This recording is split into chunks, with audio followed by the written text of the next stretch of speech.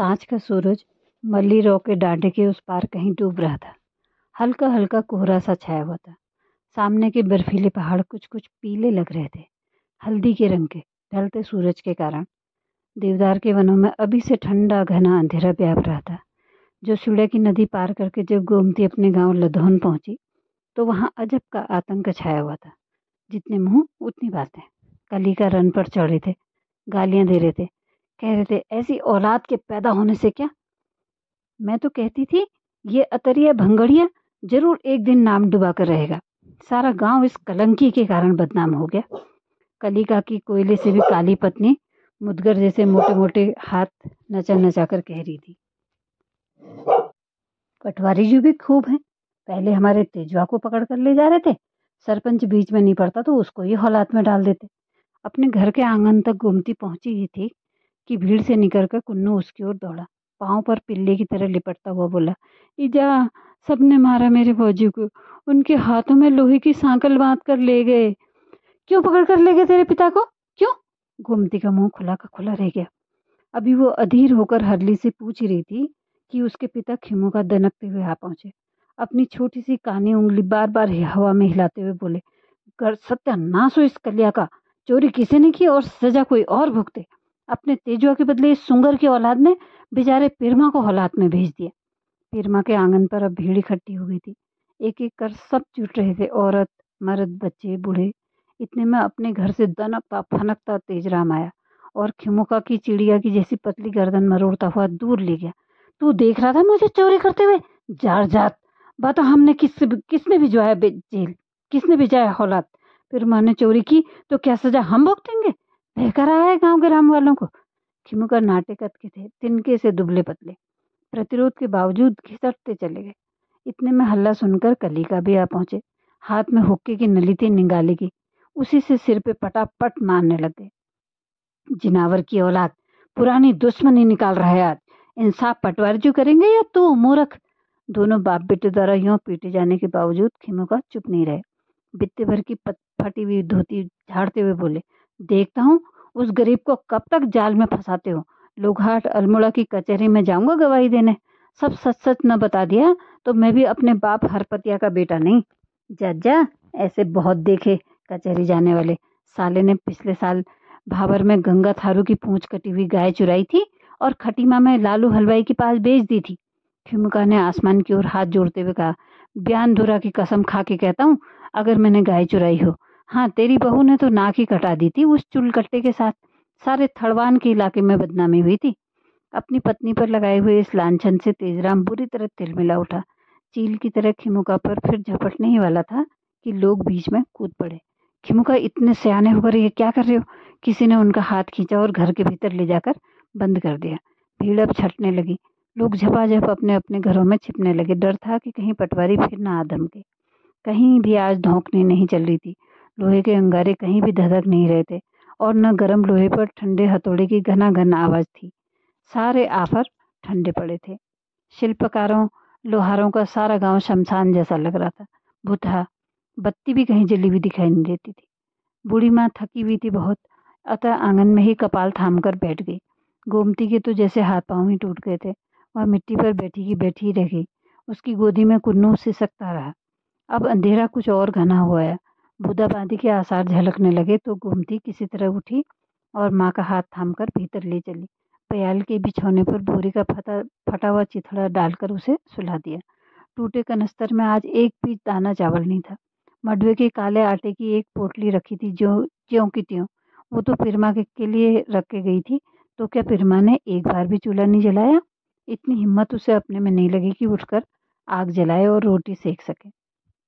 घास का फीना बिछाकर वो भी लुढ़क गई।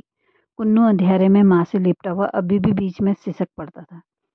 कुना, तुझे भूख लगी है बेटा? उसने अस्वीकृति में यूं ही सिर हिला दिया। इजा, अंधकार में जैसे सहसा कुछ याद आ पड़ा उसे।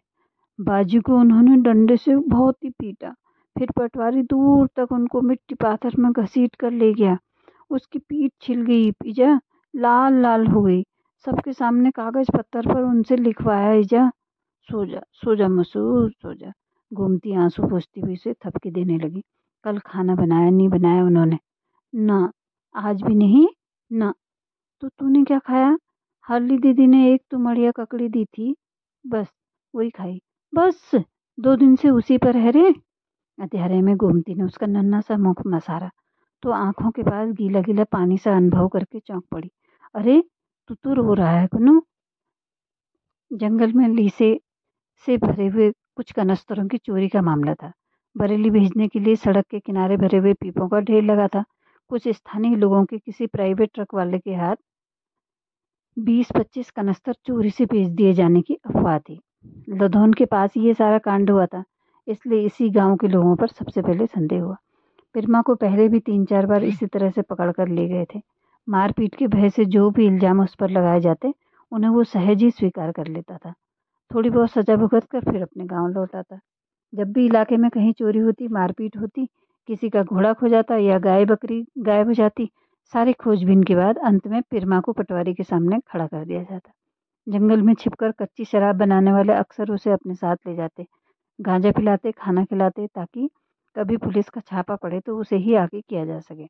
उसके साथ ऐसा जुल्म क्यों किया जाता है, कभी किसी ने इसका प्रतिरोध नहीं किया। पर इस बार खिमुका के एकाएक यों बिफर पड़ने से सब सकते में आ गए। लोग भली भांति जानते थे कि ये बित्ते भर का बौना अगर बिगड़ पड़ा तो कुछ का कुछ कर डालेगा। अतः सुबह सुबह कलिका 2-3 दानों सयानों को साथ लेकर उसकी देहरी पर खड़े हो गए। स्वयं पीछे रहकर कलिका ने उन्हें आगे कर दिया। खीमराम, कल राम से जो कल भूल हुई उसका हमें दुख है यार। प्रेमराम गुरु गंभीर वाणी में बोले। इसकी तरफ से हम माफी मांग लेते हैं। कहीं लोहार चंपावत की अदालत में तुमने ये बात कर दी तो पटवारी पुलिस फिर यहाँ धमकेगी और पूरे गांव की फजीहत होगी। जब फिरमा खुद अपने को कसूरवार मान रहा है तुम बीच में अड़ंगी क्यों लगाते हो? साला क्या फर्क पड़ेगा कि हौलात में फिरमा गया कि तेजुआ? आखिर है तो भाई। ताऊ के हुए तो क्या हुआ? फिरमा यहाँ भी तो कुछ करता धरता नहीं था। कुछ दिन जेल में ही बैठाएगा। तेजुआ माल भाबर वाला ठहरा। इस तेरे गते तो गाय डंगरों की खोज खबर लेने भाबर जा रहा था।